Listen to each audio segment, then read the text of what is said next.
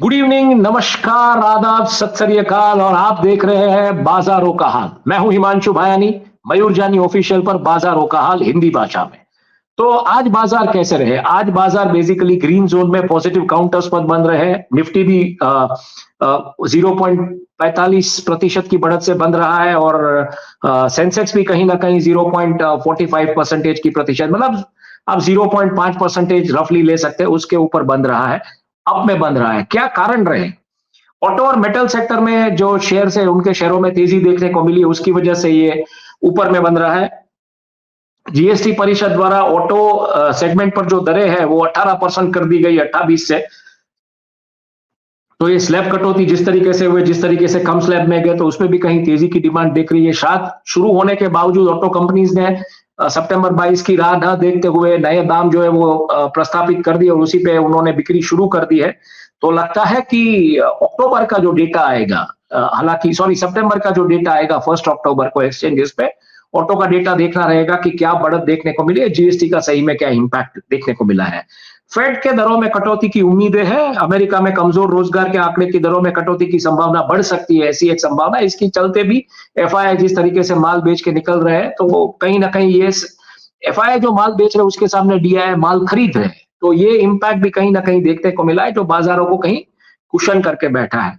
Crude में एक तरीके से स्थिरता देखने को मिली है। ब्रेंट के जो क्रूड के भाव है वो $86.87 प्रति बैरल के आसपास है, जिसकी मुद्रास्फीति की चिंता कम हुई है। खास करके ओपेक ने जो आश्वासन दिया है उसके चलते, मतलब युद्ध के आसार होने के बावजूद, मिडल ईस्ट में जो टेंशन थी उसके बावजूद जब क्रूड के भाव बढ़े तो कहीं ना कहीं उसमें एक इम्पैक्ट हमको देखने को मिल रहा है कि वो स्टेबल होते हुए नजर आ रहा है। बाजार की आज अगर व्यापार की बात करें तो बीएससी पे कुछ कुल कारोबार 8,734.22 करोड़ रुपए का हुआ है, जिसमें 1912 कंपनियों के शेयरों के भाव में बढ़त देखने को मिली है और 1011 कंपनी के शेयरों के भाव में एक तरीके से गिरावट देखने को मिली है। 28 कंपनियां है जो उसके शेयरों के भाव जो है वो अपरिवर्तित रहे हैं। एनएससी की अगर हम बात करें तो 1327 कंपनियों के शेयरों के भाव उसमें बढ़त देखने को मिली है और 1045 कंपनी के जो शेयरों के भाव है उसमें एक तरीके से गिरावट देखने को मिली और 72 कंपनियों के शेयरों के जो भाव है वो अपरिवर्तित रहे और कुछ 92,000 आई मीन 92 मतलब 92 581.44 मतलब 92,581.44 करोड़ का कुछ कारोबार एनएससी पे हुआ है। अगर हम लाभार्थी शेयरों की और नुकसान वाले उठाने वाले शेयरों की अगर हम बात करें तो टॉप गेनर्स टॉप लूजर्स में एनएससी में Mahindra and Mahindra, Tata Motors, JSW steel, Bajaj auto और आइशर मोटर्स, मतलब जो मेटल्स और ऑटो का जो पैक है उसके शेयरों के भाव में हमको एक तरीके से बढ़त देखने को मिली है। टॉप लूजर्स की कैटेगरी, टॉप गेनर्स की कैटेगरी में, सॉरी, टॉप लूजर्स की कैटेगरी में अगर हम देखने जाए तो एसबीआई लाइफ है, नेस्ले है, एशियन पेंट्स है, इंडसइंड बैंक है और टीसीएस है एनएससी पे। अगर हम बीएससी पे देखने जाए तो बीएससी में जो टॉप गेनर शेयर्स है उसमें पैसालो डिजिटल है, एसटीएल टेक है, कोहांस लाइफ साइंसेज है, गरवारे हाईटेक है। जबकि घाटे वाले जो शेयर्स है टॉप लूजर्स में, उसमें पारादीप फॉस्फेट है, अपोलो माइक्रो है, एम्बर एंटरप्राइजेज है, ईआईडी पैरी और स्पाइस है। तो एक तरीके का जो बिहेवियरल पैटर्न अगर हम देखने जाए बीएससी पे आज के दिन में खरीदारी का जो पैटर्न देखने जाए, टॉप लूजर्स टॉप गेनर्स की कैटेगरी से देखने जाए तो एनएससी से वो एकदम चलन जो है वो एकदम विपरीत रहा है। बल्क ब्लॉक और शॉर्ट सेल डील्स की अगर हम बात करें तो बल्क डील में अतुल ऑटो में कुछ 5,69,771 शेयरों की कुछ खरीदारी हुई है 534.44 रुपए पे। जुनो मोनेटा फिनसोल प्राइवेट लिमिटेड नामक कंपनी ने खरीदा। एनएससी में 5 सितंबर को इसका फाइलिंग किया गया है। तो दूसरी तरफ ब्लॉक डील्स में आज कोई प्रमुख ब्लॉक डील्स नहीं देखी गई है और शॉर्ट सेल डील्स का डेटा एक्सचेंज का जो पोस्ट एक्सचेंज ट्रेडिंग सेशन जो डेटा होगा उसमें पता चलेगा, क्योंकि हम 3:30 बजे ये डेटा ले लेते हैं, उसके ऊपर हम प्रोसेस करके बात करते हैं, तो शायद हमारे पास ये डेटा नहीं होता है, क्योंकि फिर अगर हम बहुत देर करेंगे तो आप तक ये समाचार रात को लेट पहुंचेगा। तो हम ये चाहते हैं कि 6-6:30 बजे तक ये समाचार आप तक पहुंच जाए, तो आपको ये लेके एडिट करना पड़ता है, उसके बाद ले जाना पड़ता है, तो इसकी वजह से ये कुछ डेटा कभी कभार नहीं आता है। एफआई और डीआई की गतिविधियों की अगर हम बात करें तो एनएससी कैश सेगमेंट में एफआई ने बेसिकली 1304.91 करोड़ का धंधा, मतलब बेचा है, माल उन्होंने फूका है और डीआई से 1821.23 करोड़ का माल एनएससी कैश सेगमेंट में खरीदा है। तो डीआई कहीं ना कहीं बैलेंस कर रहा है। एनएससी आई मीन एफआई जिस तरीके से माल मार रहे हैं बाजार में, तो डीआई उठा रहा है और वो कहीं ना कहीं उसको चेक एंड मेट और बैलेंस कर रहा है। बीएससी कैश सेगमेंट की अगर हम बात करें तो 1112.44 करोड़ का माल एफआईआई ने फूंक दिया है बाजार में आज, और 1654.87 करोड़ का माल डीआईआई ने खरीद लिया है। रुझान की अगर हम बात करें तो विदेशी निवेशक वित्तीय और आईटी शेयरों के बाहर निकल रहे हैं, जबकि घरेलू संस्था यानी कि डीआईआई जो है, विदेशी शेयर निवेशक मतलब एफआईआई जो है वो फाइनेंस और आईटी सेक्टर के जो शेयर है उससे निकल रहे हैं, जबकि डीआईआई जो वो ऑटो, पीएसयू और इंफ्रास्ट्रक्चर के शेयरों में खरीदारी तेजी से कर रही है। देखिए, एफआईआई जिस तरीके से फाइनेंस और आईटी के शेयर से बाहर निकल रही है, कुछ ना कुछ संकेत दे रहा है, क्योंकि बीच में बात आई थी शुक्रवार रात को कि शायद ट्रंप जो है वो वहां के जो कंपनीज है जिन्होंने आउटसोर्स किया है काम यहाँ पे, उसके ऊपर 50% टैरिफ लगा सकते हैं। तो उसके चलते भारत में जो कॉल सेंटर्स है उसके ऊपर 50% टैरिफ लगेगा, तो ये बहुत बड़ा इंपैक्ट कर सकता है अर्बन सेक्टर की जो कंपनियां है या जो सर्विस सेक्टर है उसको।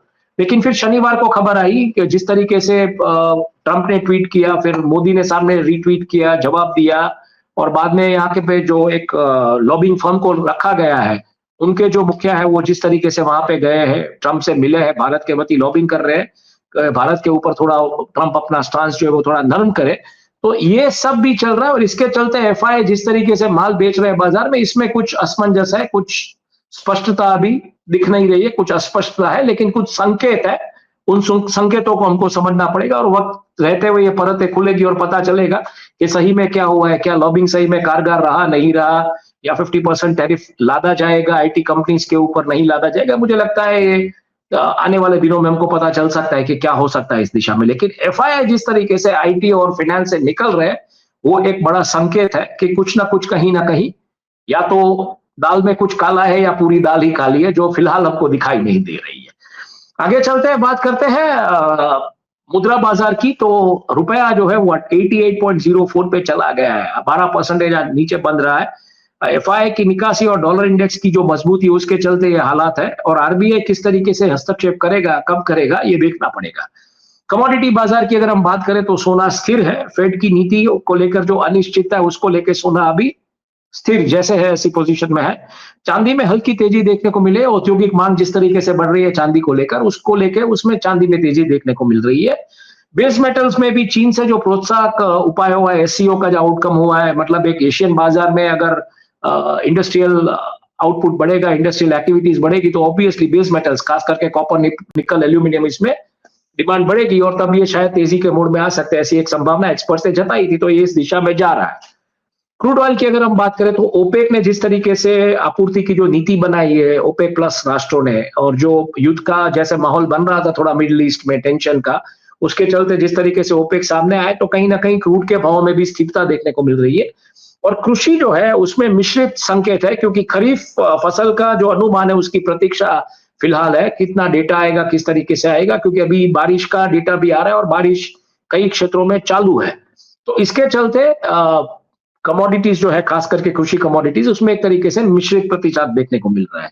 बॉन्ड बाजार की अगर हम बात करें तो 10 वर्षीय सरकारी बॉन्ड यील्ड जो है वो 7.12% पे 3 बीपीएस डाउन है, और आरबीआई की नरम नीति उसका मुख्य कारण यही है, और मुद्रास्फीति का जो दृष्टिकोण है उसके चलते ये जो जीसेक का जो परसेंटेज रिटर्न्स है वो उस दिशा में कहीं ना कहीं एक रेंज बाउंड रहने की संभावना फिलहाल एक्सपर्ट्स देख रहे हैं। क्रिप्टो बाजार की अगर हम बात करें तो बिटकॉइन और इथीरियम वो स्टेबल है, कारण वैश्विक नियामक अनिश्चितता है, ईटीएफ से जो निकास की जो बात हो रही है, ईटीएफ से जिस तरीके से ईटीएफ में इन्वेस्टमेंट्स आ रहे हैं, तो उसके मद्देनजर कहीं ना कहीं क्रिप्टो जो है वो भी रेंज बाउंड है। प्रमुख घटनाक्रम अगर हम देखें पिछले दिनों में, जिसके वजह से आज सोमवार का बाजार जिस तरीके से खुला, इसका जो बंद हुआ पॉजिटिव रहा, ग्रीन काउंटर्स में रहा, आई मीन ग्रीन जोन में रहा, पॉजिटिव काउंटर्स पे रहा, तो उसमें खास करके जीएसटी की कटौती की वजह से ऑटो शेयरों में जो उछाल आया है वो एक मुख्य कारण है। बाजार इसलिए आज एक पॉजिटिव स्वरूप से बन रहा है। एफआई द्वारा 9.6 लाख करोड़ की मतलब बिक्री की गई है, और डीआई उसको खरीद रहे हैं, तो कहीं ना कहीं वो भी एक बैलेंस चेक एंड मेट कर रहा है उसको। छुट्टियों के कारण सेटलमेंट में थोड़ी देरी हुई है, उसकी वजह से भी आज एक पॉजिटिव सेंटीमेंट बना रहा है। और क्रूड जो है वो 86.87 बैरल पर स्थिर है, तो ये भी एक तरीके का संकेत है कि कमोडिटी में फंड शिफ्ट नहीं हो रहा है, इसलिए वो इक्विटी में पड़ा रहेगा, और इक्विटी में कहीं ना कहीं मोमेंटम देखने को मिल सकता है हमको। निफ्टी के लिए 24,500 से 25,000 की जो रेंज लगाई गई है, तो मतलब कहीं ना कहीं तेजोड़ी जो है वो थोड़ी थोड़ी तेजी करके निफ्टी को 25,000 या 25,000 पार ले जाने की संभावना देख रहे हैं, तो उस दिशा में ये खेला हो रहा है। आईपीओ कैलेंडर की अगर हम बात करें तो मेन बोर्ड पे 3 कंपनियां ये वीक में, मतलब ये जो 8 सितंबर आज से जो शुरू हो रहा है, 8 सितंबर से लेकर 12 सितंबर का ये जो सप्ताह है, उसमें अर्बन कंपनी, देव एक्सेलरेटर और श्रृंगार हाउस ऑफ मंगलसूत्र ये मेन बोर्ड पे आने वाली कंपनियां हैं। अर्बन कंपनी 1900 करोड़ का निवेश चाहती है आईपीओ के जरिए, और ये जो वेव एक्सेलरेटर है वो कुछ 143.35 करोड़ का निवेश लेना चाहती है बाजार से, और मंगलसूत्र हाउस ऑफ, श्रृंगार हाउस ऑफ मंगलसूत्र है वो कुछ 401 करोड़ का निवेश लाना चाहता है आईपीओ के जरिए। और इनकी जो डेट है वो 10 सितंबर से 12 सितंबर, यानी परसों, आज 8, 9 और बुधवार से लेकर शुक्रवार तक के खुले रहेंगे। बाकी के जो आईपीओस हैं वो एसएमई बोर्ड पे carbon steel engineering, Torina MPS, Neelachal Carbo, Kripalu metals और जय अंबे सुपरमार्केट्स। इसमें कार्बन स्टील इंजीनियरिंग कुछ 60 करोड़ का निवेश चाहती है आईपीओ के जरिए। टूरिड एमपीएस है वो कुछ 43 करोड़ का निवेश चाहती है, और नीलाचल कार्बो की अगर हम बात करें तो 56 करोड़ का वो निवेश चाहती है आईपीओ के जरिए, और कृपालो मेटल्स जो है वो कुछ 13.5 करोड़ का मतलब लेना चाहती है बाजार से आईपीओ के जरिए, और जय अंबे सुपरमार्केट से वो कुछ 18.5 करोड़ बाजार से लेना चाहती है। उनकी जो डेट्स है वो 8 सितंबर से लेके 11 सितंबर, मतलब जय अंबे सुपरमार्केट्स को बात करके बाकी के 4 जो है वो 8 से 10 सितंबर है, लेके आज से लेके कल और परसों, और बाकी का जो है 9 सितंबर, मतलब कल से जय अंबे सुपरमार्केट्स कल से लेके 11 तारीख तक, गुरुवार तक रहेगा। तो ये है आईपीओ का कैलेंडर। आगामी सप्ताह की अगर हम बाजार की बात करें तो शेयर बाजार जो है उसमें निफ्टी 24,400 से 25,000 के बीच रह सकता है, ऐसी संभावना है। तो तेजी का एक रुख और माहौल बना रहेगा। 25,250 के ऊपर ब्रेकआउट की संभावना दिख रही है, लेकिन वेट एंड वॉच कीजिए उस दिशा में जाता है कि नहीं जाता है इस वीक में। अमेरिकी सीपीआई डेटा और आरबीआई की टिप्पणियों पे भी नजर बनाए रखने के लिए एक्सपर्ट्स जो है वो कह रहे हैं, तो उस पर भी आप नजर बनाए रखिए। और मुद्रा बाजार में अगर हम बात करें तो 88.50 तक रुपया जा सकता है, और 88.70 के आसपास आरबीआई शायद हस्तक्षेप करे, ऐसा निष्णांतों का मानना है, ऐसा एक्सपर्ट्स का, एनालिस्ट का मानना है, तो उसके ऊपर भी नजर बनाए रखिएगा। कमोडिटी बाजार में सोना स्थिर है, क्रूड स्थिर है। मुझे लगता है फेड का जो डेटा आएगा क्रूड में, तो हमने देखा कि ओपेक ने जिस तरीके से आश्वासन दिया है, और मेटल्स में तेजी की मांग है, क्योंकि इंडस्ट्रियल डेवलपमेंट, इंडस्ट्रियल एक्टिविटीज बढ़ने की संभावना, इंफ्रास्ट्रक्चर वगैरह के प्रोजेक्ट्स, जिस तरीके सीओ में बेल्ट इन रोड वगैरह की बातें आई है, तो इसके चलते इसमें तेजी देखने को मिलेगी। और कृषि में मिश्रित रुझान है, क्योंकि जो डेटा आने वाला है खरीफ का, अभी जो अनुमान आने वाला है, उसके चलते उसमें मतलब ना कोई बड़ी डिमांड है ना कोई बड़ी सप्लाई है, और इसके चलते जो सट्टा खेला जा रहा है कृषि कमोडिटियों में, वो मिड बाउंड और मतलब एक तरीके से रेंज बाउंड सट्टा खेला जा रहा है। क्रिप्टो बाजार की बात करें तो अस्थिरता बनी रहेगी। नियमन कारक जो घोषणा है और ईटीएफ का प्रवाह है वही निर्णायक रहेंगे, और उसके ऊपर निवेशकों को नजर रखनी पड़ेगी। तो मुझे लगता है बस यही था आज का रोजमेल, और आने वाले कल का वृत्तांत या पूरे वीक का वृत्तांत, आप जो भी कहिए, पूरे सप्ताह का वृत्तांत। तो ऐसे प्रोग्राम्स के लिए देखते रहिए मयूर जानी ऑफिशियल, जिसमें ये वृत्तांत हिंदी में आता है, और गुजराती भाषा में यही प्रोग्राम देखने के लिए आप जा सकते हैं द गुजरात रिपोर्ट पर। तो मुझे इजाजत दीजिए। धन्यवाद, शुक्रिया, शुभ रात्रि।